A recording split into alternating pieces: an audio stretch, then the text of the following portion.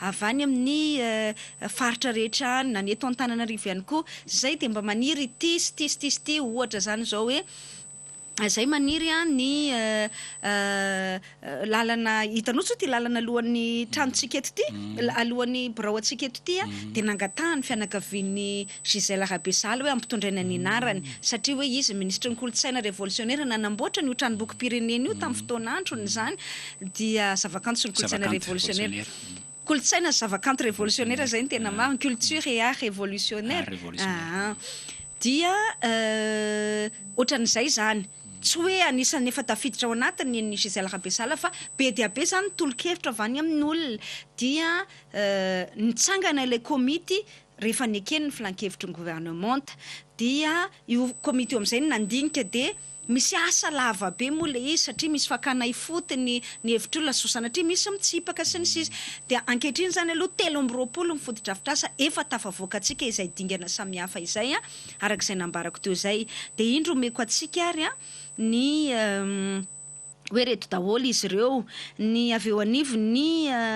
ministera ny fahasalamam-bahoaka dia hôpitaly CHRD zany hoe centre hospitalier de référence de district any Vavatenina zany zao analanjirofo nomena ny anarana hoe Alphonse Levy raha maheno azy zany zao ny analanjirofo de nivaly zany fangatanareo anomezana ny anarany hôpitaly hoe Alphonse Levy. I Alphonse Levy dia infirmier major tao amin'ny tafika frantsay fa malagasy izy io izay nandritra ny ady lehibe faharoa zany ary nahazo fanasy fianarana momba ny fitsaboana indrindra fa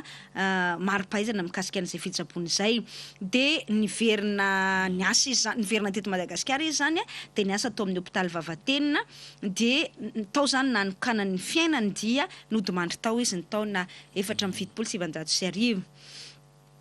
ny hôpitaly CHRR Ambositra zany zao de nomena ny anarana Ambositra Moronmani raha Lalaonirina Andreatsiferana Rapanjato araka ny fangatana izy ireo tany satria io olona io de niasa nandritra ny 20 taona mahery tao amin'ny hôpitaly Ambositra ary solombavambahoaka ihany koa izy maty teo am-perinasa zay zany no ohatrany hoe izy io zany dia akoatrany hoe nasolombavambahoaka azy de mpitsabo izy de mitsabo olona izy any amin'ny fandehanany mitety faritra tany zany de zay no ohatrany hoe nahatsahika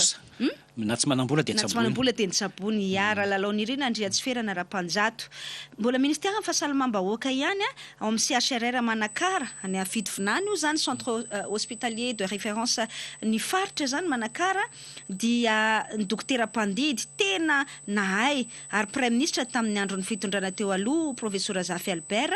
de ny professeur Radesa François de Sales no nomena zany ny anarany zany nomena ny hôpital CHRR Ambositra azavady CHRR Manakara Fitovinany de Ambalamanakana indray zany dia nomena ny anarana hoe Ambalamanakana zany hoe ny anaran'le toerana zany no nomena azy Andrano any Ambositra Ambalamanakana Moronmani ihany Ivato centre dia mbola io nivo ministera ny fitaterana ihany dia eto Analamanga ndray kosa zany satria misy hitanao anatin'ny fandaranasany filohan'ny République Velirano misy an'le aire de repos et de sécurité misy an'le toerana rehefa mandeha lavitra ianao zany mandeha fiara lavitra ianao dia RN4 Andranovelona de nomena ny anarana hoe Andranovelona ihany dia ministeran'ny fitaterana ihany gara ny toeram-piatsona ny fiara zany Amoronakona le Andranovelona moa zany anaran'ilay toerana de iny ihany zany nomeny ministeran'ilay zay zany safidiny zareo tao ministeran'ny fitaterany de nekeny ny komity zany zay de ny gara Amoronakona ho an'Analamanga le aire de repos le nitenentsika io zany zao misy ihany koa amin'ny lala-pirenena faha-efatra amin'ny telopolo any Miandrivazo de nataony zareo Miandrivazo ny anaran'le toerana mihitsy zany akoatran'ilay district misy azy de zay ihany koa zany zao Miandrivazo Andimaka any Menabe aire de repos et de sécurité ihany koa io dia Sahamamy amin'ny lala-pirenena faharoa de natao hoe Sahamamy ihany zany izy any amin'ny faritra Atsinanana ny gara ao Atsinanana de nantsona hoe gara Atsinanana ny gara Tamatavy zany Tamatavy Toamasina antsinanana zany ny Garanikupa eto Analamanga tena atao hoe Garanikupa ihany, dia ny aire de repos et de sécurité any Menabe antsoina hoe Lampokely, amin'ny faritra Lampokely tena atao hoe Lampokely ihany, tsy hoe faritra fa fokontany Lampokely ny andalovana zany tena atao hoe Lampokely ihany ny anarany. Ary Ramala ny anankiray farany any Betsiboka zany, aire de repos et de sécurité omena anarana lay fokontany andalovany, misy an'le aire de repos zany andalovany lalam-pirenena, de io ihany no nomena azy. Ny ankoatran'izay dia ao ministeran'ny fanajariana ny tany indray sy ny asa vaventy zany azafady fanajariana ny tany sy ny asa vaventy moa tamin'ny fotoan'andro fa zao izy efa nisaraka, dia lalana Ampamoa-Anjozorybe ato amin'ny faritra Analamanga dia nomena ny anarana Razafy Arivony Wilson Ampamoha. Mbola ministera ny fanajariana ny tany ihany sy ny asa vaventy tamin'izany fotoana izany fa asa vaventy fotsiny izy zany zao dia nomena ny anarana hoe Ampanjaka Morajoa ny lalana Bligny, route Bligny ny anarany taloha, anarana vahiny zany dia navadika izy zany sao hoe lalana Ampanjaka Morajoa any Atsimo Andrefana izy io. Ampahana lalana izy io ny elanelan'ny magasin Rémy sy ny place de l'indépendance ao Toliara. Bazary be zany. Ya. Dia ampahana lalana indray any Matsiatrambony io zany Ambatomena Fianarantsoa eo anelanelany farmasia Ambalapaiso sy ny ekara Ambatomena dia nomena ny anarana zany io lalana io hoe Ralay Antoine de Padoue, araka ny fangatana izy ireo ihany Ralay Antoine de Padoue, araka ny Mpisolivava. Ya, araka ny fanazavana dia raha someko anao inspecteur hoany izy io zany mission catholique Ambatomena Fianarantsoa nodimandry tamin'ny 1970 nanana ny lazany sy navita be tao Mpiarabelona satria mpiadidy tao amin'ny paroasy Masinda Charles Ambatomena izy zany, nisongadina tamin'ny fahakingany sy ny talentany izay naneo an'izay lazany izay tamin'ny andeha tao zany hoe ny zavatra nataony teo anivon'ny fiangonana zany. Dia ny ankoatran'izay indray ny ministera ny fanabeazam-pirenena dia misy ny lycée Amboasary Atsimo zany dia nomena anarana Fanapea Martin. Ny antony dia satria Fanapea Martin zany navita be tao Amboasary Atsimo tao izy no atao hoe nanao ny ezaka rehetra zany nanatanteraka foto-drafitr'asa tafatsangana tao an-tampon-tanàna Amboasary Atsimo tamin'ny fotoan'androny zany tamin'izy ben'ny tanàna Amboasary Atsimo zany. Anisan'izany ohatra hoe ny lycée ny CSP2 ny école EPP Isapokotany dia io Fanapea Martin io zany no navita azy dia izay no nahatonga azy nomena an'izay anarana izay. Ministera ny fanabeazam-pirenena dia ny anarana Ralay Vaupol nomena ny CEG Andranomiditra any Matsiatrambony any. Ralay Vaupol dia nanorina ny EPP Ambatolahy Anjanamasoa Avaratra ary ny fombiazana io sekoly io zany no nahatonga ny fananganana ny CEG Andranomiditra tao an-toerana dia izay no nahatonga ny nomena ny anarana manomboka izao zany CEG Andranomiditra dia CEG Ralay Vaupol, izay zany lay atao hoe fanapahan-kevitra indray sy ny filan-kevitry minisitra farany teo. Ministera ny fanabeazam-pirenena ihany ny EPP Zanaposa ao Moronmania dia nomena ny anarana Rakotosalama. Rakotosalama no angadina ananana sy vinahitana ny EPP Zanaposa io fonizy lehibe any Fokotany. Zany hoe tsy voatery hoe manana andraikitra ambony be ianao zany fa namela mamy ianao zany tao anatin'le faritra dia izay no nahatonga an'le safidy nomeny ny avy any amin'ny faritra any zany dia nankatoavy ny komity. Nahita ny fahasairana amin'ny mpianatra nanenjika ny fianarana tany amin'ny EPP Vatovory Ambositra hono izy io zany tamin'ny fotoan'androny dia nahatonga azy hoe nangana EPP atao Zanaposa dia izay nahatonga azy hoe nomena ny anarana zany io EPP Zanaposa io lasa hoe EPP Rakotosalama Zanaposa. CEG Antany Fotsy commune Andrenivohitra Sambava zany dia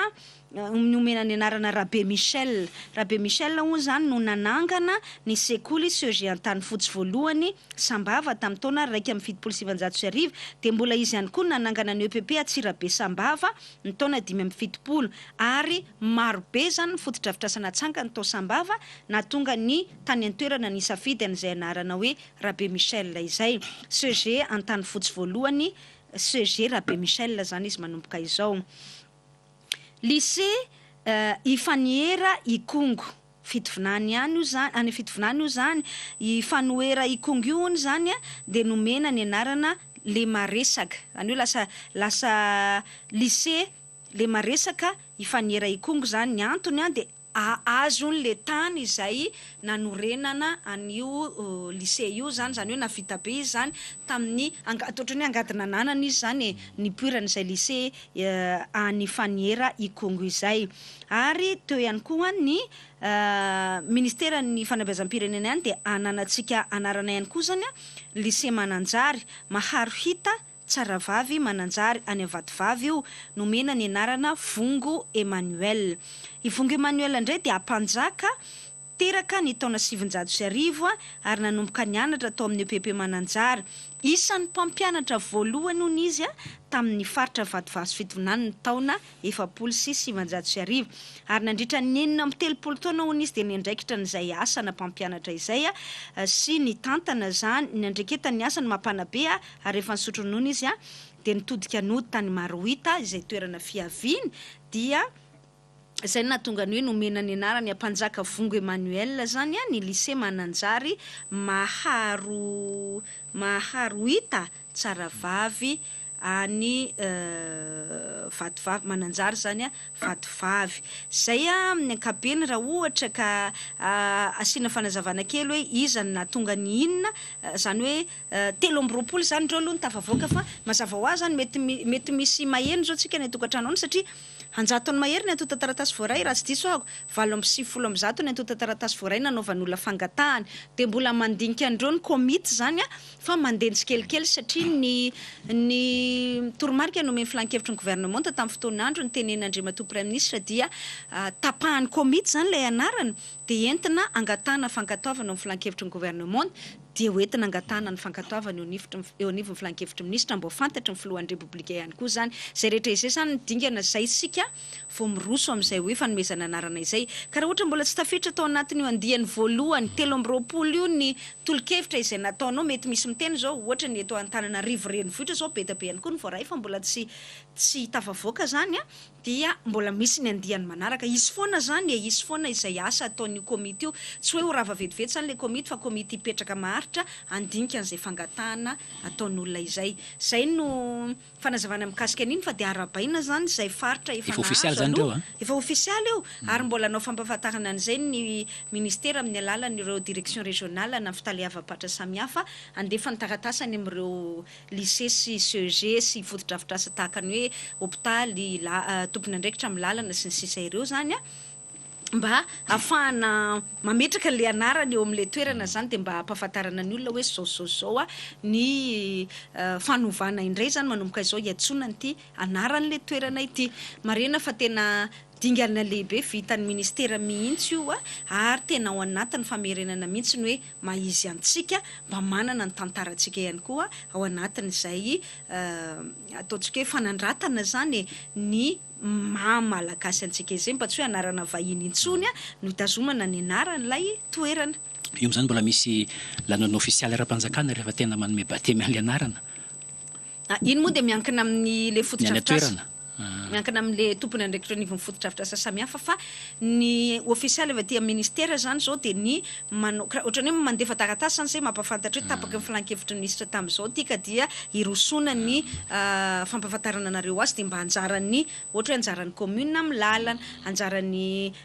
tompony andraikitra ny fahasalamana ho an'ny fahasalamana anjaran'ny tompony andraikitra ny fanabeazam-pirenena ho an'ny fanabeazam-pirenena sy ny sisa ivaty lafinjavatra hafa isika satria voafetra ny fotoana nisy teo le filazan'ny filohan'ny republika le fiakaran'ny karamam-piasam-panjakana misy 3 niveau misokajy telo ny atonony ny ambany ary ny ambony izay samihafa ny tatao ny tao ny fiakarana zany ahoana ny fanazavana an'iny didi-panjakana ny raisina ny antsipirisy makasika an'ilay satria miatra amin'ity volan'ity nanomboka amin'ny faran'ny volana May zany hoe amin'izao zany de efa mikirakira azy ny eo anivon'ny ministera ny vola isaky ny fahadimy volana May manko no isaky ny fahadimy volana manko no mikarakara ny karama raisy ny mpiasam-panjakana ny volana itsahana raha ho an'ny volana itsahana raha ho an'ny mpiasam-panjakana zay dia efa mikarakara zany zao ministera ny vola sy ny toekarena sy ny fitantanam-bola fa Ny tiako mba hitondrana fanazavana raha sitraka ao ho azavaiko zany aloha satria zay nitapaka atao anatin'ny filan-kevitra minisitra le didim-panjakana anankitelo hoe inona avy le didim-panjakana izay noraisiny ho azavaiko zany zay fa ho azavaiko manaraka an'izay misy teboka vitsivitsy mba tiako valiana za tsy te hiditra am'le hoe Tsy miankina. tahany tsy hoe tsy miankina fa ino ho azavaiko rehefa aveo satria ino tao anatin'ny didim-panjakana izay noraisiny fa le tahany mino afa efa nazavany ny fanazavana nentin-dramatoa ministra ny toe-karena sy ny fitantanam-bola hoe ny kategoria raika hatramin'ny telo ilay 5 isanjato, kategoria 3 ka hatramin'ny 7 ilay 3 isanjato ary ny kategoria 7 misy raha tsy diso misy mbola 7 isanjato izay ny kategoria eo anelanelany 20 angamba raha tsy diso dia ny any amin'ny kategoria 10 farany zany efa ivelany ohatrany hoe hors kategoria filazantsika azy dia io no 5 isanjato. Inona manazava an'izay tsotra be ny politika izay ampiarany filohan'ny repoblika dia tena fitsinjovana aloha ireo marefo indrindra zany. Izay mahatonga ny ireo marefo indrindra aloha zany no tsinjovina voalohany dia ny azo ireo ny fampiakarana ambony indrindra zany. Io fampiakarana io anie rehefa ohatrany hoe maneno be le 5 isanjato fa rehefa atao anie ny rehefa jerena amin'ny taremarika anie io tarisizus dia ilay 2 hetsy ariary miakatra 5 alina sy 2 hetsy ariary zay ny 25%. Ny fekaran'ny 200 000 ariary makany amin'ny 250 000 ariary dia fekarany 25%. Zay zany hoe ny karama farany ambany zany zao dia miakatra 5 isanjato lasa 250 000 ariary zany ny salaire minimum d'embauche ny filazantsika azy na ny karama farany ambany zany raha vao miditra miasa ianao zany amin'ny kategoria farany ambany indrindra zany. Amin'ny asam-panjakana io dia ny tena nambaran'ny filohan'ny repoblika dia rariny zay dia ny mpiasam-panjakana no ananany fahefana amin'ny teny hoe ty miakatra zao, ty miakatra zao, ty miakatra zao fa tsy afaka hibaiko ny tsy miankina kosa ny filohan'ny repoblika mikasika ny fampiakarana akoatra ny karama farany ambany fa ny fampiakarana ho an'ireo satria mety misy antany koa hoe ny kategoria azafady ohatra zany zao ny kategoria professionnel CSP ve ohatra zany zao miakatra 4 isanjato tsy manana an'izay valiteny zay ny fitondram-panjakana satria anjarany sehatra tsy miankina efa zay le nytenen'ny filohan'ny repoblika tamin'ny fanambarana nataony voalohan'ny volana May hoe ny sehatra tsy miankina dia avela handinika araka ny fahafahany avy ny enti-manana eo am-pelantanana zany mikasika an'izay fampiakarana ny karama izay fa ny karama farany ambany zany no ampiakarany fitondram-panjakana ampiakarany tsy miankina 220 000 ariary ny zakany tsy miankina. Io zany le azavaiko 220 000 ariary ny zakany tsy miankina rehefa natao ny fifandraisan-dahatra niaraka tamin'ny filohan'ny repoblika tamin'ny androny 25 ny volana avril lasa teo ny zoma 25 ny volana avril io dia ny sehatra tsy miankina hoe tsy afaka mampiakatra izay mihoatra ny 20 000 ariary isaky ny amin'ny karama farany ambany. Zay zany tenena sehatra tsy miankina filohan'ny repoblika mba ho fitsinjovana andreo tena marefo indrindra dia ny teny hoe mampalahelo be le mpiasany amin'ny farany ambany ny M1 zany ny kategoriany manœuvre zany raha ohatra ka tena hoe 20 000 ariary fotsiny fiakaran'ny karamana fa andao anaovantsika ezaka io akarina hatrany amin'ny 50 000 ariary 10 alina dia zay no nahatonga ny hoe lasa 250 000 ariary ihany koa ny karama farany ambany ho an'ny tsy miankina. Mitovy zany ny karama farany ambany ho an'ny tsy miankina sy ho an'ny miankina amin'ny fanjakana, ho an'ny mpiasam-panjakana sy ho an'ny tsy miankina. Fa ny sehatra tsy miankina ho tsy mazaka fa tsy 220 000 ariary dia nanapa-kevitra zany ny filohan'ny repoblika tamin'ny fifampitoniana tamin'ireo sehatra tsy miankina ireo hoe ny elanelany mahatonga le 250 000 ariary izay mendrika omena amin'ny mpiasa dia ho raisy ny fanjakana an-tanana. Zay farafakely ny mendrika varany sitrapon'ny fanjakana nge dia mihoatra an'izay ny karama omeny fa io aloha zany ny takatra ho an'ny sehatra tsy miankina sy ho an'ny fanjakana. Eo amin'izay le fanontaniana hoe ahoana tsara zany fandraisan'ny fanjakana an-tanana no 30 000 ariary io omeny fanjakana 30 000 ariary isan'olona ve zany reo mpiasa tsy miankina reo andeha andray karamany amin'ny fanjakana ve reo zany manko le fanontaniana apetraky ny olona dia namaly an'iny moa ministry ny toe-karena sy ny fitantanam-bola hoe tsy ny sehatra tsy miankina io misy charge zany misy adidy tsy maintsy alohany amin'ny fanjakana iny le ohatra charge patronale le ohatrany fandraisana anjaran'ny mpampiasa zany amin'ny CNAPS. De iny le nambaran-dramatoa ministra hoe misy 34 000 ariary izy farafahakeliny zany tsy maintsy alohan'ny mpampiasa rehetra misehatra tsy miankina aty amin'ny CNAPS. De iny zany no tsy aloha ilay 30 000 ariary iny zany alaina am'le charge patronale ny tsy alohan'ny tsy miankina zany zany hoe tsy misy vola mivoaka avy aty amin'ny fanjakana arabaky teny akory. Sisy makany amin'ny CNAPS fa tonga de any amin'ny fa tsy mandohany amin'ny CNAPS ary zareo zany zay ratsoriny tsy alohany any amin'ny CNAPS tsy midika akory zany fa raha mihoatra ny 30 000 ariary ny isaky mpiasa ny tokony alohany any amin'ny CNAPS de tsy andoha izy fa hoe misy 30 000 ariary zany isaky ny mpiasa tsy alohany any amin'ny CNAPS. Io moa mila mitandrana tsara tsika satria saosana atria hoe be de be indray anao fausse déclaration hoe zay manana mpiasa 100 ato aminay kanefa mety 700 fotsiny mpiasa fa de mila manara-maso akaiky aloha zany ny CNAPS ny ministera tompon'andraikitra na ny misahana ny asa na misahana ny toe-karena sy ny vola tsy lozany zay tsisy ola fetsifetsy eto amintsika anao an'izay fa de ankinina moa zany amin'ny fahendren'ny tompon'andraikitra sy ny mba fahatongavan-tsaintsika hoe mba tsy zay ambotra le firenena ihany koa ny tanjona ne. Fa ny tiako azavaina de ny hoe ny didim-panjakana no raisin'ny fitondram-panjakana tamin'ny larobia lasa teo zany dia ny mikasika ny mpiasa-panjakana de ilay fitsinjarana ny teneniko teo hoe 5 ka hatramin'ny 5 farany betsaka indrindra ka de 5 isan-jato ny kely indrindra iny zany niraisina tamin'ny alalana décret na didim-panjakana ray zay. Didim-panjakana faharoa zay niraisina de ny milaza ihany koa hoe ny salaire minimum d'embauche ho an'ny tsy miankina dia ferana ho 250 000 ariary zay zany no ao anatin'ny didim-panjakana io fa ny modalité zany fombafomba fanatanterahana an'izay de noraisina amin'ny alalana didim-panjakana faharoa zany de le hoe ny 30 000 ariary raisin'ny fanjakana an-tanana amin'ny alalana compensation na charge patronale izay tsy aloha dia ny faharetana izay ihany koa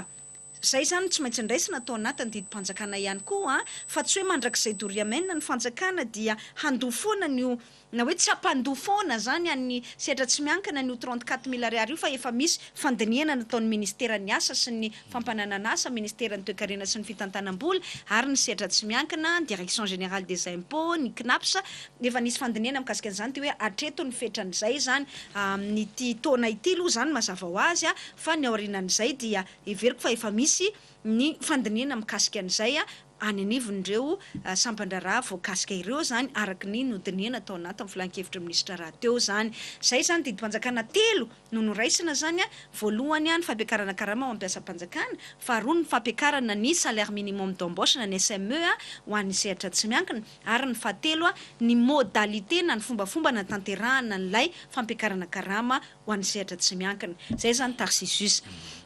Ity lay fantaniana mba tsy hoe fantaniana fa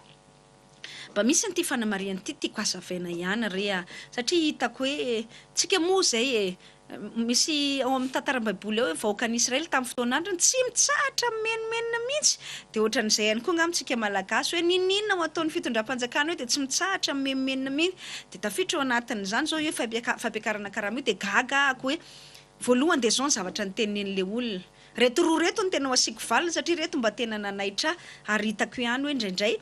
ohatrany hoe jamba n'lay hoe efa mpanohitra fanjakana angamba na mety jamba n'le fankalana n'le fanjakana de ndraindray tsy ampy intsony le fandiniana. Zao ny fanamarena voalohany zay mba asiko valiny kely amin'ity atoandro ity. Maninona hono ny karama ny nampiakarina? Tokony tsy ny karama hono ny nampiakarina fa ny vidin'entana hono ny tokony nahena. De alay mpanahy ihany ny tena hiteny hoe le olona miteny an'izany ve zany andeha hiteny amin'ny mpivarotra matière première any Malaisie, any Inde, any Singapour, any amin'izay akatsika any amin'ireo firenena aziatika izay na any amin'ny firenena Europiana ihany koa izay akatsika entana hoe ampidino ny entanareo aty. Asa raha azony Tarcisius zany tiako tenenina zany. Ny fanjakana malagasy tsy afaka mihitsy ampihena ny vidin'entana eny an-tsena satria ny vidin'entana iny de miainga amin'ny vidin'entana any fotony. ohatra hoe raha indostria zany izy eto Madagasikara de manafatra matière première izy na ny akora afarany avy any ivelany de le vidin'le akora ny lafo mahatonga le izy hoe rehefa lasa entana voahodina le izy eto Madagasikara de mbola mialafo kokoa satria tsy maintsy misy masokarena iny na ny fanafarana entana na ny sandan'ny fitaterana na ny abasetra tatao-ketra samihafa tsy maintsy aloha manodidina an'iny mandra-pavitany hoe produit fini na vokatra efa vita zany. Magaga mihitsy hoe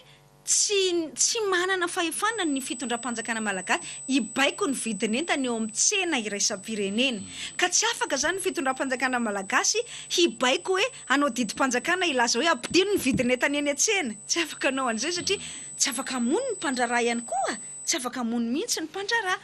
de mety hiteny angamba ny olona miteny an'izany hoe ka subventionné ho ary ny entan'ny mpandraraha de hoy aho hoe mety izay zany angambany hoe maninona raha le mividiny entana na hena fa tsy ny karamany na karina de teny ihany aho hoe ny zavatra mitombona kokoa lojika kokoa ny fitondram-panjakana de ny mampiakatra ny karaman'ny-piasam-panjakana mampiakatra ny karaman'ny tsy miankina na ny piasa zany amin'ny ankapobeny fa tsy afaka hitsapaka amin'ny vidiny entana eny an-tsena akoatran'izay voalaza ny lalàna manan-kery ihany azony atao de ilay nefa natao amin'izao fotoana izao de ny plafonnement ny vidiny entana la faran'izay hoe zay le plafonnement ny vidiny entana eny an-tsena zany mba hoe tsy ho lafo mihoatra ny tena tahaka an'izany zay zany aloha voalohany indrindra tsy mitombona mihitsy ny filazana hoe tokony vidiny entana eny an-tsena no ahena fa tsy ny karama no ampiakarina tsy mitombona zany satria tsy afaka mitsabaka zay le hoe fahalalahana eo amin'ny fandrarana sy eo amin'ny famerana ny vidiny entana fa io mahatonga antsika mametra ny vidiny entana farany ambony io de ny lalàna no manome lalana an'io fa ny lalàna kosa tsy afaka mibaiko mihitsy hoe mibaiko ny fanjakana hoe androany 2,000 ny vidiny vary tsy misy lalàna mihitsy na kely aza afaka manome lalana ny fitondram-panjakana miteny hoe ataovy 500 io vidiny varinao io raha mpitso tsy misy zay asa raha azony olona mametraka n'izany resaka izany mety hiteny le olona zany averiko kely le fanazavako teo mety hiteny le olona hoe ko maninona ny feranareo hoe tsy mahazo mihoatra ny ity ny vidiny entana eny an-tsena de satria iny mesure exceptionnelle fepetra manokana omeny ny lalàna mikasika ny fifaninanana loi sur la concurrence amina tranga manokana de le tranga manokana efa nazavaiko teo le hoe efa nazavaiko teto anatin'ny fandarana zay hoe ny ady any Ukraine zany de azo lazaina hoe situation exceptionnelle azo faritana ho situation exceptionnelle mahatonga ny fiakaran'ny vidiny entana any amin'ny tsena iraisam-pirenena de ny faharoa ihany koa ny krizy ara-pahasalamana nahatonga ny fiakaran'ny vidiny entana efa nanomboka tamin'ny taona 2024 de nanoloana ny reny nahatonga ny filan-kevitra ministra nanapa-kevitra hoe ferana ny vidiny entana farany ambony indrindra iny zany de ny lalàna no manome fahafahana ny fitondram-panjakana manao an'izay fa averiko ia mamaly an'ilay fantaniana de tsotra hoe ny lalàna kosa de tsy afaka mihitsy tsy misy zany tsy misy mihitsy lalàna manome alalana ny fitondram-panjakana manao hoe nareo mpivarotra ny vidin'ity stylo ty 2,000 de lasa zany ny fanjakana raha mpitso de amin'ny baiko hoe ampidino ary 100 ny vidin'ity stylo ty tsy mitombony zany tsy afaka manao an'izany ny fanjakana zay ny fanamarihana voalohany mba asiko valiny zany amin'izao atoandro zao de ny fanamarihana faharoa de ity ary ity tena vao maika nagagan'olo voalohany teo satria zay reto resaka roa reto zany tena nandeha be rehefa nandray ny fanapahan-kevitra io filohan'ny repoblika de ny faharoa de ny hoe eny ary niakatra 250 000 ariary na 10 alina sy 4 hetsy ariary zany ny karama farany ambany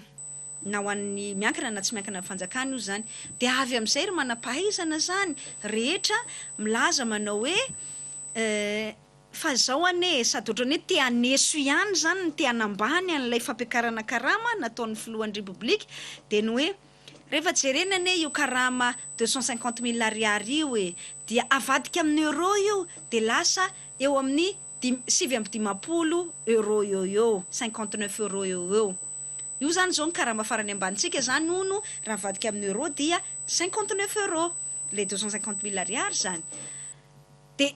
tamin'ny 2016 ihany koa nefa ho izy reo any karama farany ambany dia 161 000 ariary io 161 000 ariary io koa raha vadika amin'ny euro dia 59 euro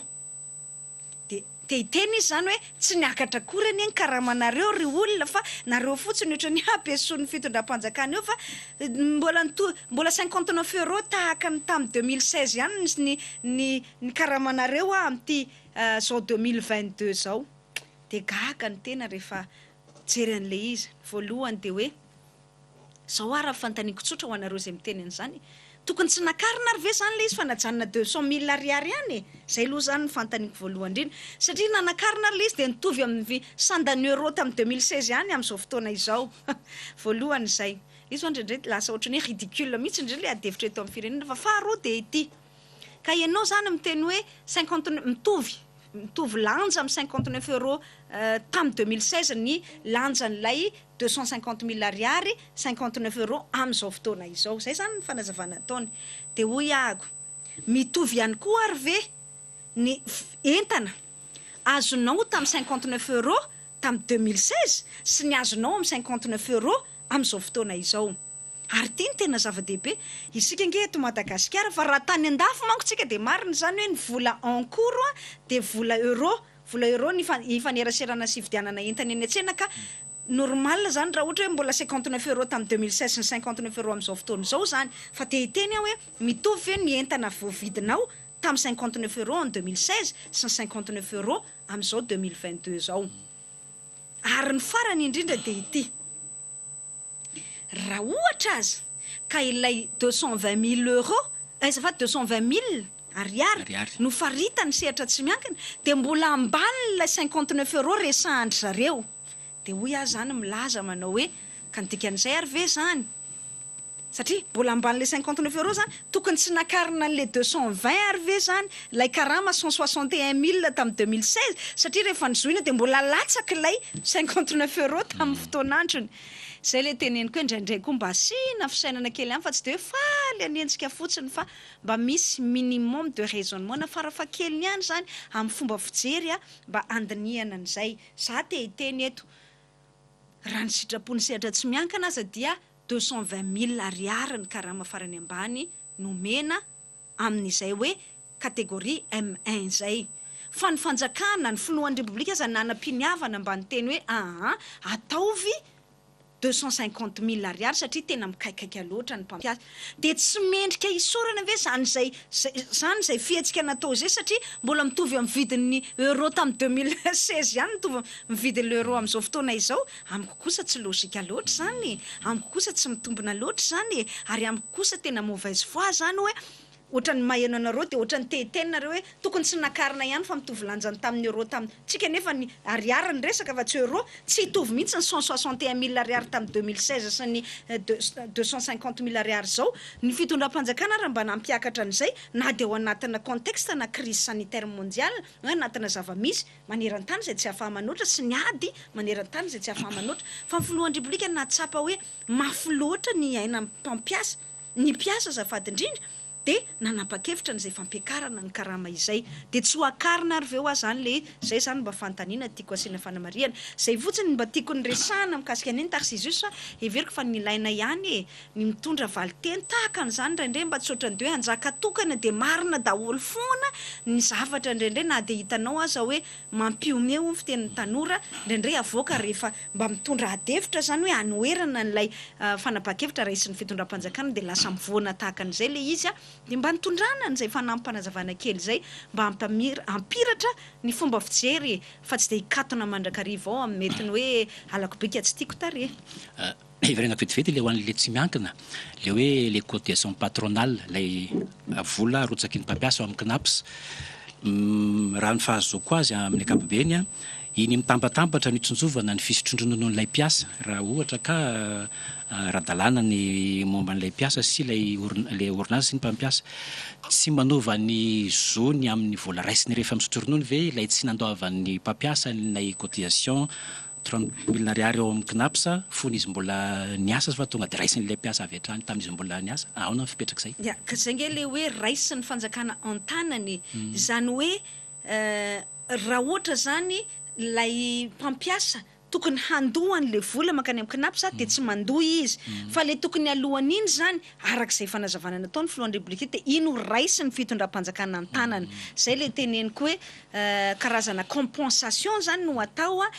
tsy misy atahorana mihitsy akory hoe sanatria zany hoe sao de misy fetraikany any arina amin'ny fisotrondronony ny mpiasa ohatra tsisy atahorana mihitsy mikasika an'izay ohatra ny mandoha ihany ange zany ny sehatra tsy miankiny fa raha tokony ho izy ny mandoha de ny fanjakana ny mandoha zay zany le izy raha tsorina zay raha ohatra hoe fitinina zany zay fanazavana izay hoe tsy mandoha an'ilay vola tokony alohany amin'ny knaps 30,000 ariary isaky ny mpiasa iny izy fa kosa ny fanjakana zany no manentsina niny any amin'ny knaps zany hoe ino moa zany filazan'izany gymnastika ara-taremarika zany no resana ao anatin'izay hoe misy ampahambola zany alefa ny fanjakana misy tarem-bola zany alefa ny fanjakana mankany amin'ny knaps izay tokony nataony ny sehatra tsy miankina iny fa lasa ny fanjakana mandray an-tanana mahazo antoka zany tsika eo fa tsy misy mihitsy akory sanatria vava miteny hoe misy fetraikany any amin'ny fisotrondronony na hoe satria tsy nandony ny mpampiasa de raha pitsy afaka pitsy tsy sitraka ny fisotrondronony araky ny tokony izy ny mpiasa tsy manana olana tsisy olana zany mipetraka mikasika an'izay seraseran'ny mpanakanto efa bolana eo tsy nisy taleny eo amin'ny da mbola miandry ny fanendrena de nisan'ilay famoahana ny logiciel ahafahana manisa ny hira mandeha amin'ny station ahafahan'ny mpanakanto misitraka amin'ny fanatanterana azy iny dans la pratique ahoana ny fanazavana mora azahoany rehetra azy hoe connecté internet fe zany station détectevany aty amin'ny omda na ny le logiciel ahoana ny mécanisme n'iny zavatra iny zay atao hoe vaovao tanteraka ary fanavozana goavana be izay fanamby apetraka ministera ny serasera sy ny kolotsaina io mba hialana am'le fimenimenoana ny artiste foana io fimenimenoana io vao tonga teto amin'ny toerana mahatompona andraikitra voalohany ny kolotsaina ity de efa nahazo an'izay fimenimenoana an'izay tamin'ny artiste hoe zay ane tsy fantatra mazafa le fandeha le fitsinjarana ny vola eo anivony omda tsy misy mangarahara loatra na ny fandraisana ny vola le perception ataony omda na lay fitsinjarana ny vola le distribution makaty aminay artiste ka noho izany dia tsy fantatray mihitsy ny fandehan'izy de miteraka fimenimenoana rehefa zavatra tsy mazava moa de miteraka fimenimenoana ny rariny be zay dia nitady hevitra ny fitondram-panjakana tamin'ny alala ministera ny serasera sy ny kolotsaina roa taona no niketriketrehana an'io ary vao karazana ataontsika hoe endrika ankapobeny no hita zany nampahafantarina ny artiste tamin'ny ampahany io tamin'ny 15 volana May 2020 tamin'ny serasera ny mpanakanto andehan'ny voalohany teny amin'ny tsy CCI fa Asia and Africa Hotel teny Ivato fa teny Ivato dia ny zavatra misy amin'izay de taorinan'ny fiketriketrehana nataon'ny teknisian ny ministera niaraka tamin'ny orinasa tsy miankina antsoina hoe manova izay mpiaramiasa zany ny arahan'ny ministera namolavola ny fananganana nyo logiciel anankiray antsona logiciel anankiray moan'ny omda io dia masaka nahandro ratsorina de iny nampahafantarana ny artiste omaly nandritra ny serasera ny mpanakanto andehan'ny faharoa iny voalohany indrindra aloha zany de apetrako mazava ny fanjakana malagasy ny ministera ny serasera sy ny kolotsaina fa tsy misy syndicat na mpanakanto na vondrona mpanakanto hafa mihintsy ny karakara ny konikonina sy nanomana ny fisiny logiciel fa ny ministera ny serasera sy ny kolotsaina no niaraka tamin'ny orinasa manova ary ny orinasa manova ny tady andreo mpiaramiasa teo amin'ny sedra raisam-pirenena de rehefa nisy ny fampifanantonana niaraka tamin'ny ministera de tapaka fa ny Universal Studio sy ny Virgin Music no iaraka andehanao an'izay fanampiana amin'ny fikirakirana andreo logiciel ireo zany ahafahany mpanakanto misitraka an'izay zoan'izay dia nampahafantarana omaly izy io teo Tarcisius Rairinandrasany tao anatin'ny fampahafantarana dia nilazaina tamin'ny mpanakanto fa ny zavatra misy eo anivony omda nandritra ny 20 taona mahery de mbola tonga ianao zany milaza hoe za mpanakanto namorona an'ty hery ty mpamorona zany dia mba hisoratra anarana de raisina antsoratra an-tanana zany stylo zany raisina antsoratra zany hoe ihany ty dia zao ny sanganasa napetrany teto aminay de zao ny anaran'ny mpamorona n'io sanganasa zay napetran'io de zao ny anarany nanao ny arrangement de zao ny anarany nanao ny composition ny auteur sy ny compositeur sy ny sisa zany dia zay rehetra izay no ialantsika manomboka izao satria ny zavatra misy ao anie Tarcisius mbola taratasy antsoratra daholo ny zavatra rehetrarehetra de zao ny zavatra ho ataotsika zany anana rindram-baiko moa ny filaza azy rindram-baiko na logiciel anankiray rindram-baiko ny fiantsoana ny logiciel hoy ny tenin'ny akademia anana rindram-baiko tsika zany manomboka izao zany tsy manomboka izao fa isy moa ny lancement officiel ny logiciel io tsy ho ela dia rehefa manomboka zany io lancement officiel io de iodina amin'izay zany le logiciel ohatranao ianao Tarcisius navita namorona hira ianao zany niaraka tamin'ny ekipanao ohatra dia lasa ianao mandeha amin'ny internet dia miditra ianao zany amin'ny zafady indrindra application ny Omda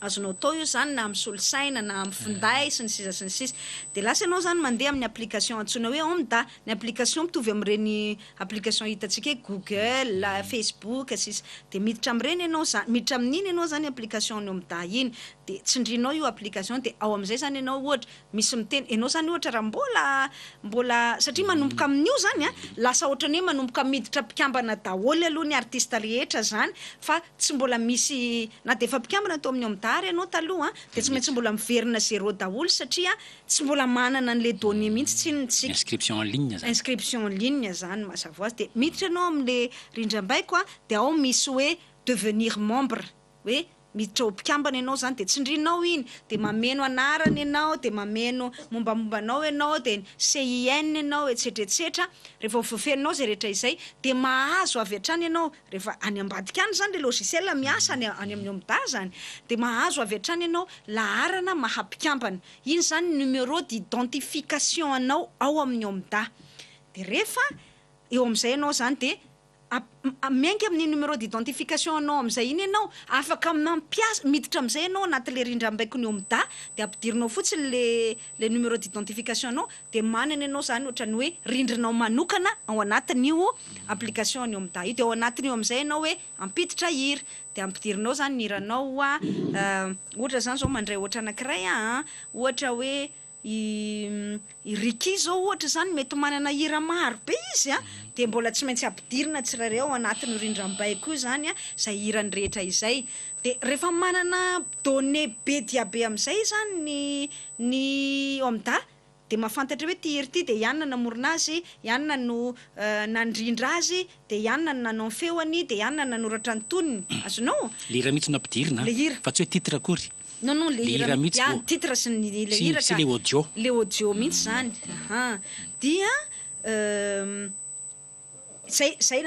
ray zany zay ohatra zany hoe efa misy hiran'ny Ricky 10,800 na 300 na ohatran'izay misy hiran'ny Popy 300 misy hiran'ny Black Nadia 400 Big MG 200 ohatran'izay de efa fantatro logiciel io amin'izay zany io hira io dia lasa amin'izay zany tsika mandeha makary amin'ny fanaraha-maso indray an'ireo radio na fahita lavitra sy ny sisa de le radio indray zany azo ny Omda enona en ligne ao anatin'ny logiciel io raha ohatra zany ataontsika kisary tsotra le izy Tarcisius de ohatrany hoe taloha misy piasa 30 eto mihaino radio tsirairay avy de mandeha ohatra zany eto amin'ny RNM mandeha ny hirany dedesa dia ray zany zay tamin'ny 9:02 minitra de soratany iny de nandeha ndray tamin'ny 9:03 minitra dia hiran'ny tanora masina itosina indray ny nandeha olona mapiditra an'io zay raha ataoko kisaro ala izy de ohatran'izay mihitsy zany le zavatra misy hoe raisina antsoratra tsirairay fa ao anatin'ny logiciel tsy misy raisina antsoratra tsirairay avy tsony fa tonga de io logiciel io tonga de configuré ao daholo nisan'ny radio rehetra ny andranao atao zany aloha de 13 grande ville zany no anomboka anomboana azy voalohany eto Antananarivo, Zay zany. renivohiparitra sy ohatra ny hoe Nosy be, Sainte-Marie, re grande ville zany Ambositra sy ny sisa. chef-lieu de région.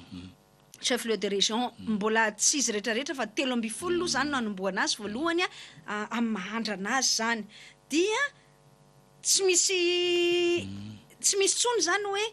alaina any amin'ny raha ny tokony izy manko ny amin'da amin'izao fotoana izao de mameno an'le fiche déclarative iny isaky ny radio. Radio manao an'izy isaky ny farany taona. Isaky ny farany taona de hoe bon ty daholo ny raha nandeha tato aminay de miankina eti-pitokisana zany ny amin'da hoe tena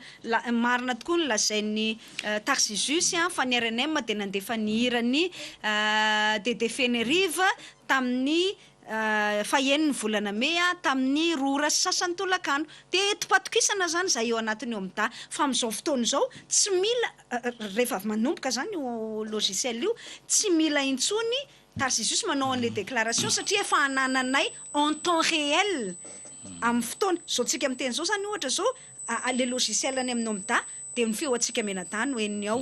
ho an'ny RNM raha mieno RNM raha mieno Free FM izy de hira tsy fantatry no enony ao de raha mieno RTA ohatran'izany efa tonga de misy radio ngeza raha tsorina zany de ohatrany hoe ny banque de données an'ny radio rehetra zany ao anatin'ny logiciel io mandeha en temps réel. Zay ny tena tombony lehibe satria nampimemena ny artiste ihany koa de hoe ny radio ane tsy manao an'le déclaration betsaka koa nge ny radio informel de tsy lasa ohatrany hoe tsy misitraka an'le zoan'le artiste satria tsy misy tena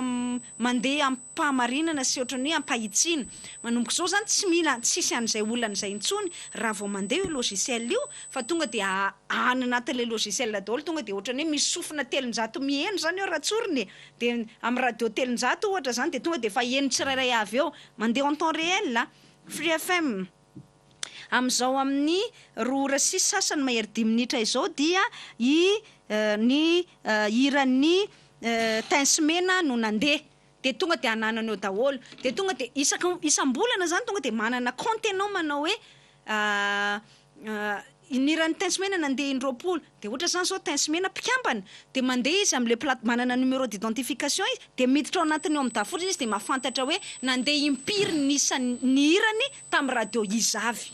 Tena mangarara tanteraka satria afaka manara-maso ny hirany nandeha ny artiste rehetra tsy akanavaka amin'ny alalan'io logiciel io goavana be zany ary tiako apetraka hoe io le fanambinambarako sy nazavaiko tamin'ny omaly io zay tsy mibodo ihany fitantanana ny amin'da satria misy artiste de milaza hoe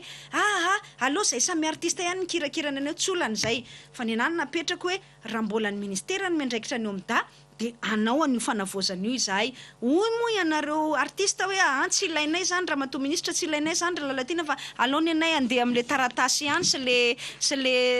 ohatran'ny zavatra archaïque teo hatramin'izay de tsisy olana ihany koa tsy mametraka olana amin'izany ministera fa raha omena fahefana manao an'izany ministera de anatanteraka azy raha ohatra moa tsy mena intsony an'izany fahefana izany fa hoe andao atsangana ny société d'auteur tsy olana amin'ny ministera ihany koa zany vao maika aza manamaivamaivana ny asa ihany zany Tarcissus. Areo no raha matao ministra anisan'ny mampitaraina ny mpanakanto ny eto amintsika aloha ohatrany tsy misy efa ny any velany misy hoe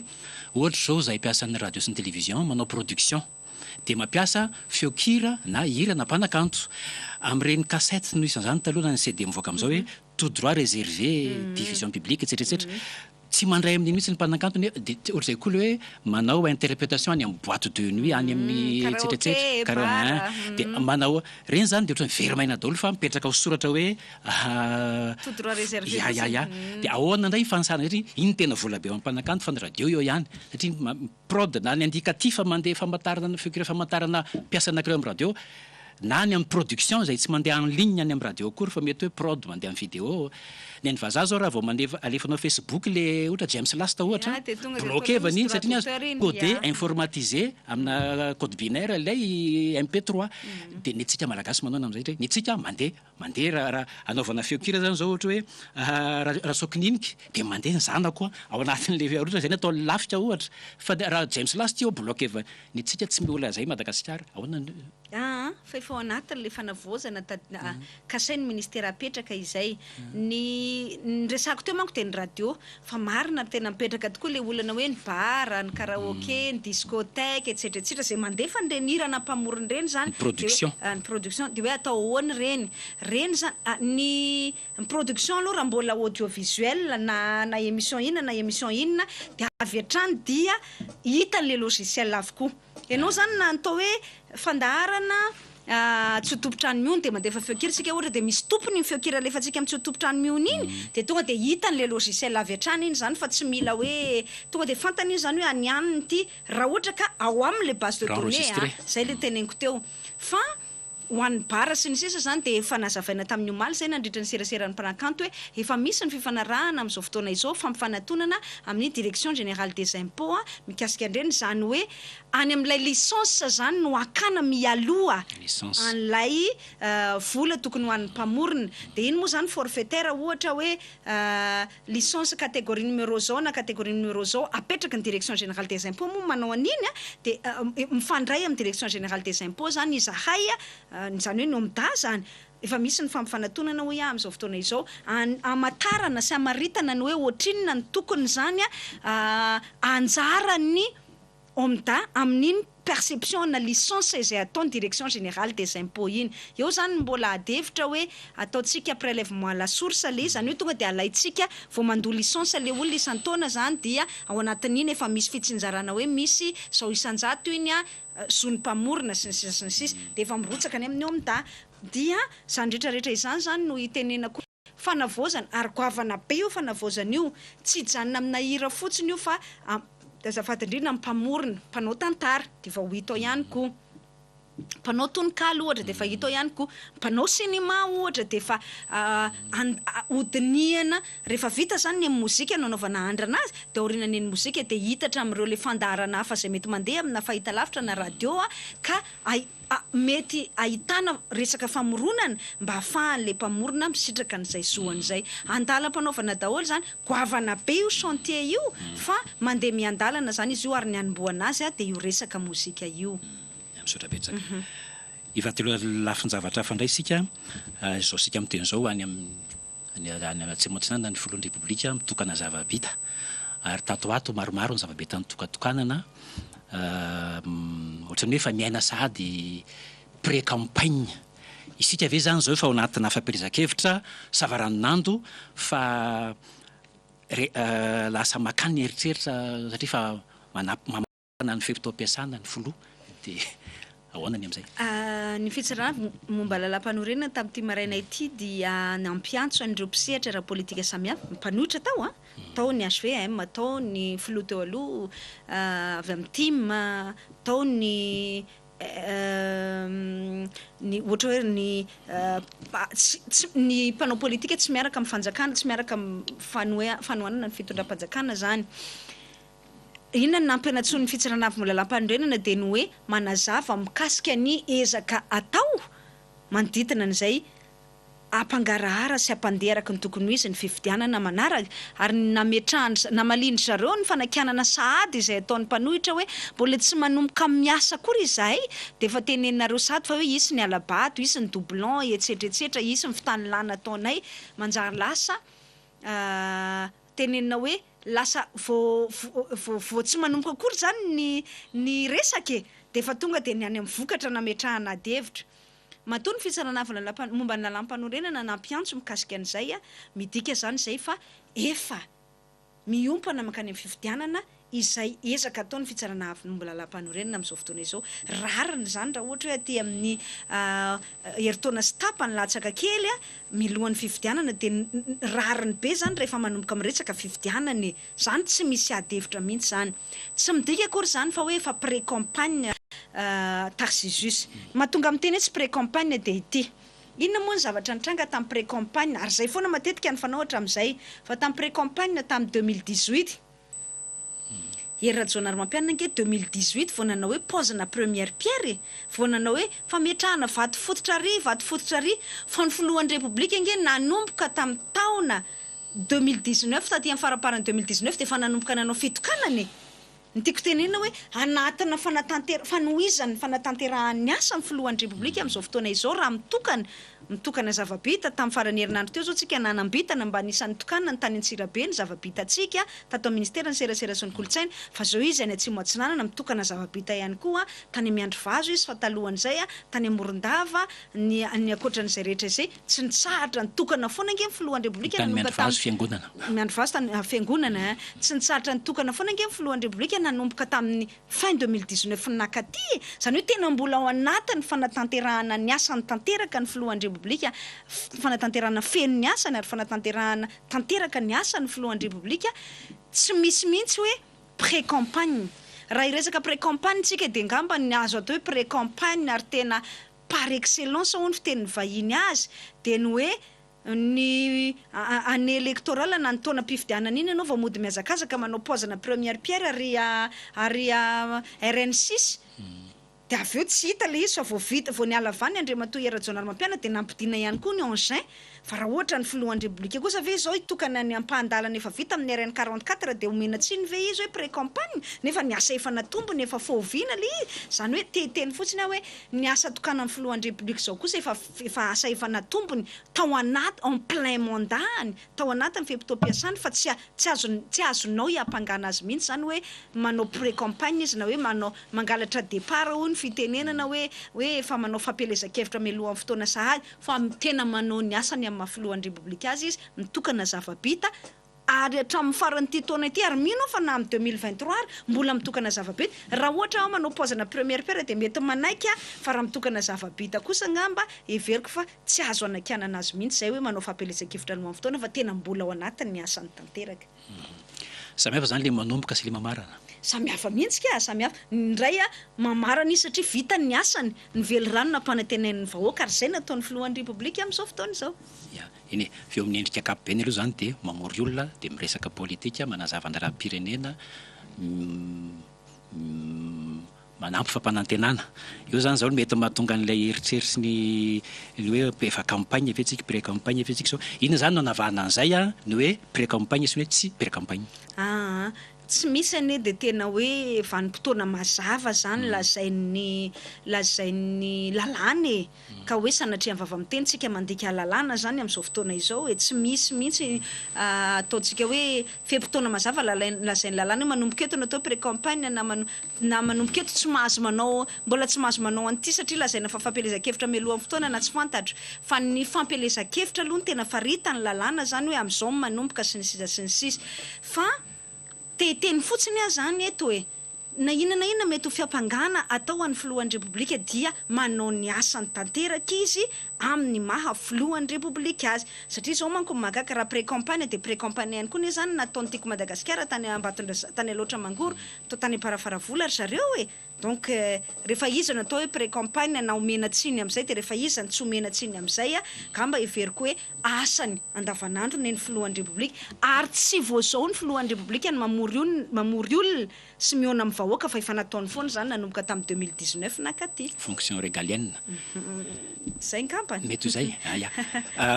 zoany zany miona amin'ny vahoaka zany fanao zany na iza manerana n'izao tontolo zao marana fotoana tsika le momban'ny hoe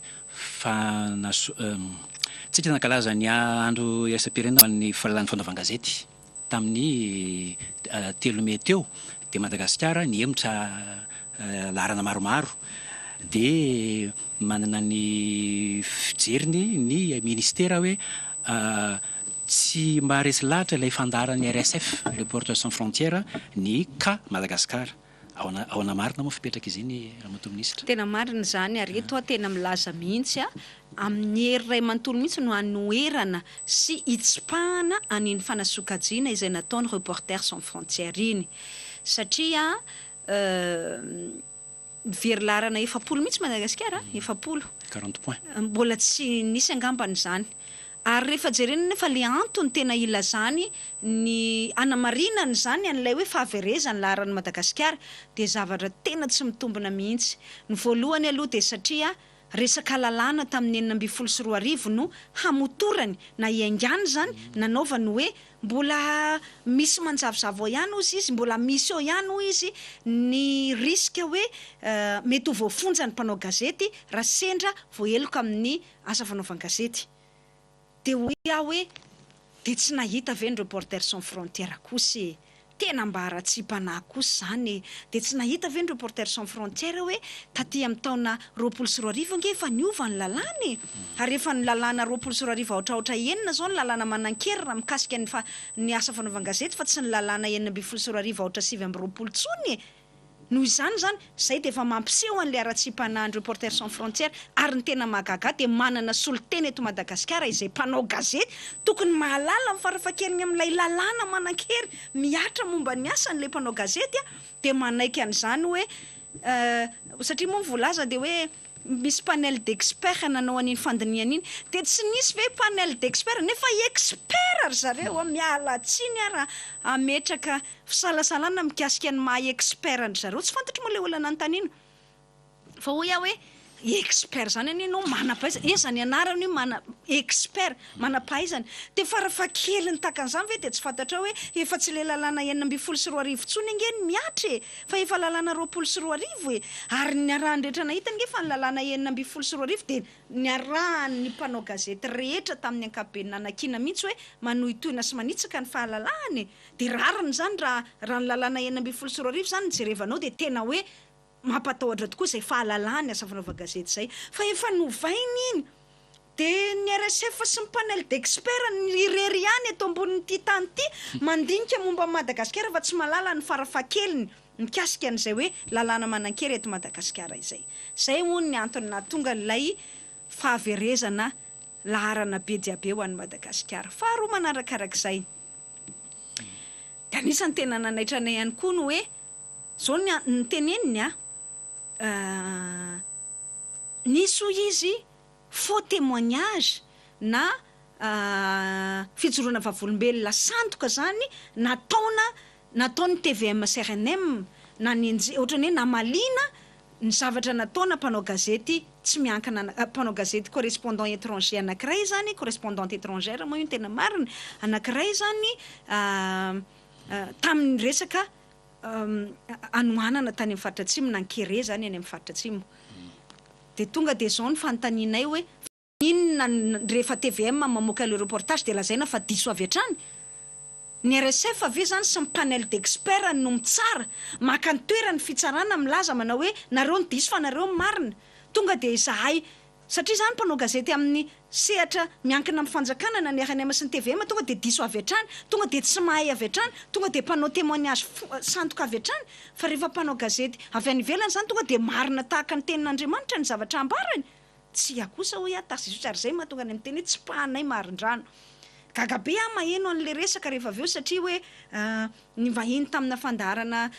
tamina fahitalavitra tsy miankina anankiray zany le solotenan'ny Reporters sans frontières eto amintsika zay mpanao gazety hoy de gaga naheno azy hoe be de be mpanao gazety voahenjika any amin'ny faritra any fa tsy fantatritsika de gagabe hoe iza le mpanao gazety voahenjika any amin'ny faritra any ny nisy rehetra dia notanterinay ary nanaova ministera ny serasera sy ny kolotsaina fanamelohana mivantana raha mbola mikidikitika ny fahalalahan'ny mpanao gazety tamin'ny ankapobeny nanao fanambarana foana izay nanameloka an'izay mety fikasihan-tanana aroa ny mpanao gazety nisy fikasihan-tanana sy hoe nikasika ny fitaovana ny asany ary nanaova ny OJM fanambarana mivantana ihany koa ka te ametraka fanontaniana zany roa ve tena manamarina aroa zay tsy nataony fanjakana izay nanaova ny fanjakana fanamelohana amin'ny fomba ofisialy tamin'ny alala ministera ny serasera sy ny kolotsaina de zay ve anamelohana ny fanjakana ilazana fa manohitohina ny fahalalahana ny fitondram-panjakana. Fahatelo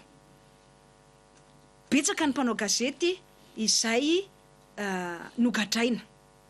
de averiko indre mandeha eto ary tsy mamena trano miteny an'izany fa ny zavatra hitako tsena de avadika ry zareo foana ary zareo zay fomba fanaoan zareo avy amin'ny fanoherana mihitsy na mpanao gazety tsy mankasitraka ny fanjakana ny tsy fankasitranao ny fanjakana de rariny ny hevitra ao maha-olo-pirenenanao de rariny na manohina na manohana na manohitra ny fitondram-panjakana fa ny tsy rariny de ny famadianao ny resaka de zavatra na zavabe ny teneniko hoe tsy mbola nisy mpanao gazety teto ny gadraina noho ny délit de presse na noho ny eloka amin'ny asa fanaovan-gazety de tsy tohizana le fanazavako fa tonga de hoe ry Lalatina de mandainga fotsiny milaza hoe mbola tsisy mpanao gazety ny gadra teto, ahoana ry Arfinina, ahoana Roly.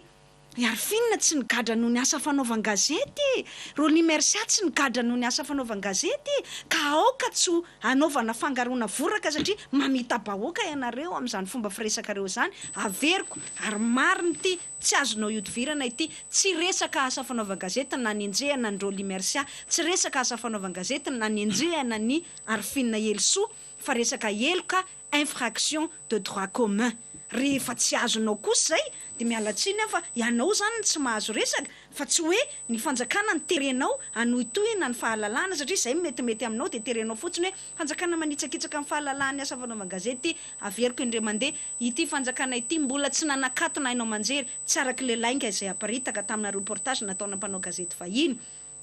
tsy araky le famadihan-dresaka ataon'ny mpanao gazety mpanohitra ihany koa, sady tsy mbola nanakatona hainao manjery ty fanjakana ity noho ny resaka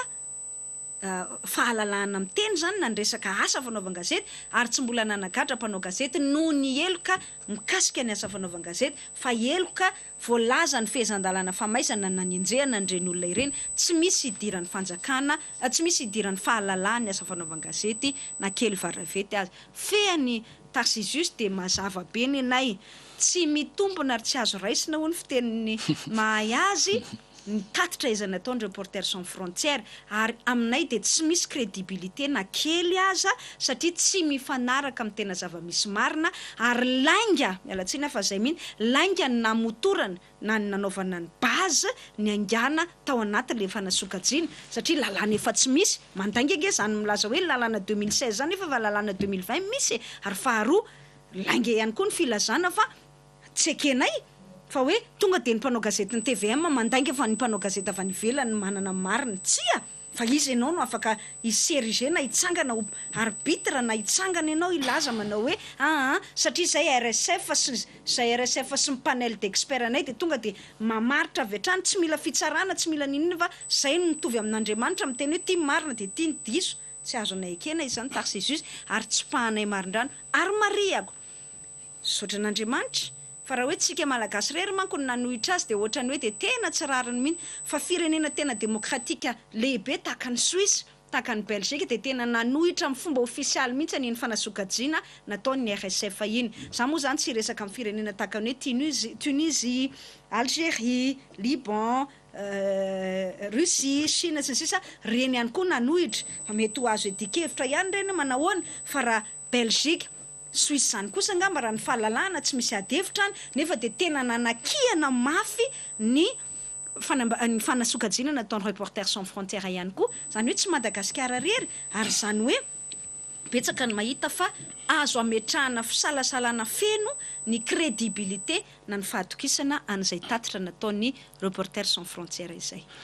Ary sy de mba anatin'ny masotsivana ihany le ohatra hoe ny MBS zao tsy ao anatin'ny Canal Plus, Blue Line,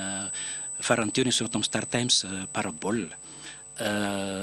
so de rehefa lazako an'izany hoe reny ve ao anatin'ny masotsivana sa hoe ny Free FM ihany koa zao efa antaona ny nangataka tompoko azafady fa mbola tsy tafiditra, de zay zany zao manofa ny eriterena satria manko misy miteny an'izay hoe zay efa nangataka efa ela fa tsy tafiditra tany anatin'ny bouquet satellitaire de efa ny endrika efa ny eriterena hono zany, inona moa ny idiran'ny fanjakana amin'izany. Tiako fantany fa ny Free FM ihany koa tompoko de nanao fangatana efa ela fa mbola tsy tafiditra hatramin'izao.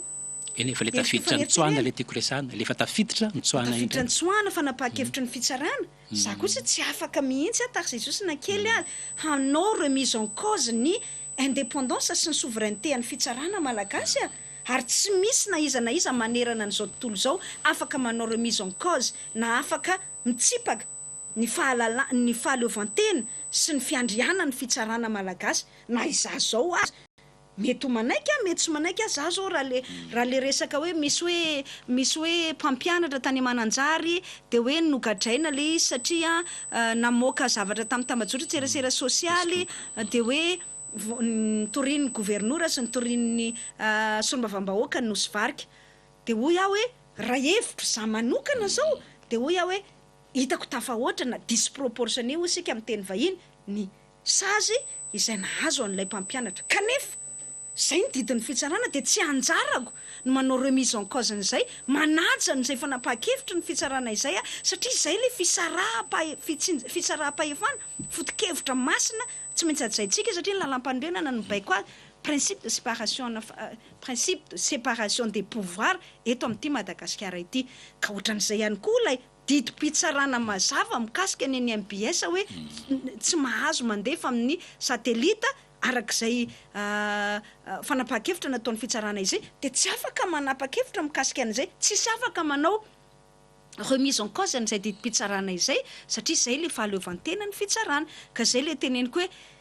tsy zay loatra de tena antony nanambaran'izy ireo ao anatin'le fiche pays zany an'le hoe fihemoran'ny Madagasikara fa tena hoe lay lalàna 2016 sy le resaka faux témoignage lazaina fa nataon'ny TVM CRNM amin'ny ankapobeny zay zany ny tena atao hoe hevitra goavana navoaka n'ilay tatitry ny Reporters sans frontières. Farandramatoa ministra, inona moa zany zao no mety hoe akony reny classement mondial reny eo amin'ny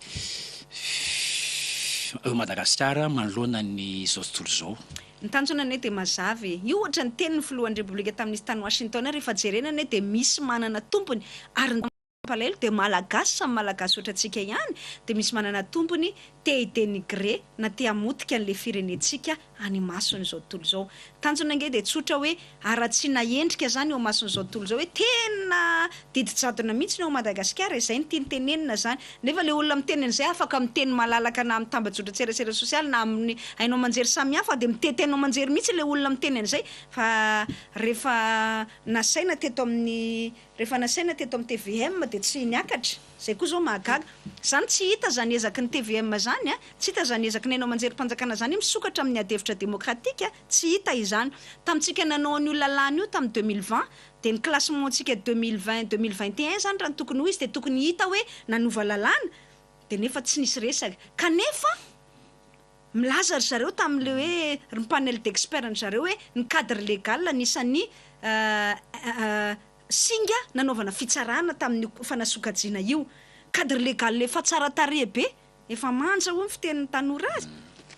nanomboka tamin'ny 2020 fa tsy hitany zareo tsy hitany tamintsika vao nanovana io tsy hitany izy amin'izao fotoana izao de rariny ihany ka izany raha ohatra ka tsy niova ny classement antsika tamin'ny fotoan'androny tamin'ny 2021 satria kay tsy hitany zareo zany hoe efa manana lalàna vaovao tsy le olona le solotenany RSF nefa mpanao gazety eto Madagasikara malagasy de gaga ny tena hoe tsy mahita amin'ny fiovan'ny lalàna mikasika ny asa fanaova gazety le olona de mbola ny lalàna 2016 nanaovan'ny base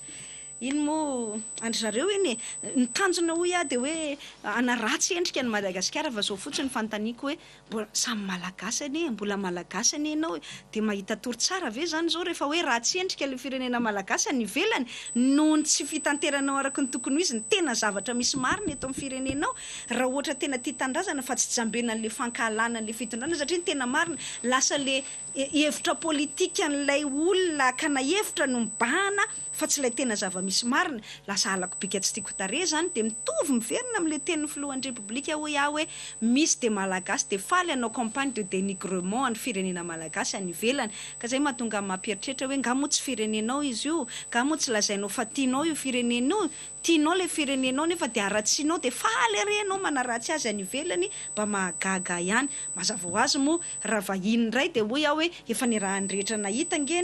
ny position no raisiny lay mpanao gazety vahiny hatramin'izay ka hatramin'izao hatreto tsy de tena hoe mahagaga intsony tena hoe